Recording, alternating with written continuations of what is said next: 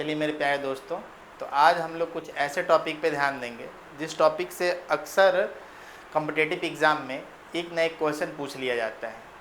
तो टॉपिक का नाम क्या है?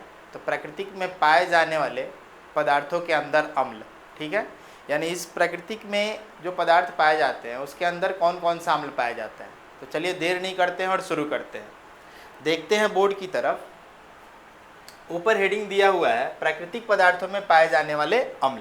ठीक है, तो पहले पदार्थ का नाम क्या है? तो सेब।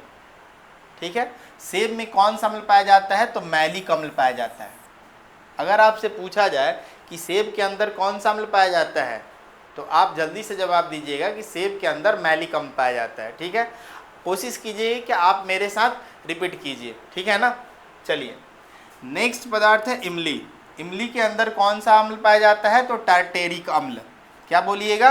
तो टार्टेरिक अम्ल बोलिएगा। ठीक है ना। चलिए इसी तरीके से सिरका। अगर पूछा जाए आपसे कि सिरका में कौन सा अम्ल पाया जाता है, तो सिरका में एसिटिक अम्ल पाया जाता है। मेरे साथ बोलिए एक बार कि सिरका में कौन सा अम्ल पाया जाता है? तो सिरका में एसिटिक अम्ल पाया जाता है। ठीक है।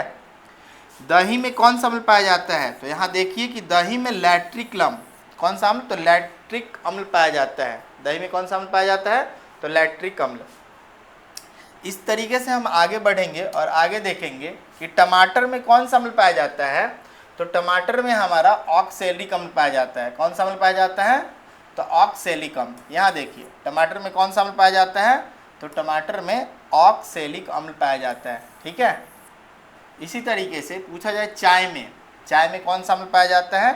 तो चाय में टेनिक अम्ल पाया जाता है। यहाँ देखिए चाय में कौन सा अम्ल पाया जाता है? तो टेनिक अम्ल। ठीक है। चलिए लाल चींटियों में, यानी लाल चींटियों के डंक में कौन सा अम्ल पाया जाता है? तो फॉर्मिक अम्ल। कौन सा अम्ल? फॉर्मिक अम्ल। और फॉर्मिक अम्ल का दूसरा नाम क्या है? तो मेथेनोइक अम्ल है। क्या नाम है? तो मेथेनोइक अम्ल। याद रखिएगा कि लाल चींटियों के डंक में कौन सा अम्ल? तो या तो आप मेथेनोइक अम्ल याद रखिए या तो फॉर्मिक अम्ल याद रखिए। ठीक है ना। नेक्स्ट जाते हैं विटामिन सी।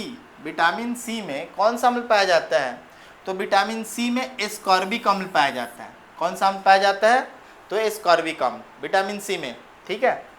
अमास्य रस में कौन सा अम्ल पाया जाता है? तो अमास्य रस में हाइड्रोक्लोरिक अम्ल पाया जाता है। एक बार मेरे साथ रिपीट कीजिएगा कि अमास्य रस में कौन सा अम्ल पाया जाता है? तो हाइड्रोक्लोरिक अम्ल पाया जाता है।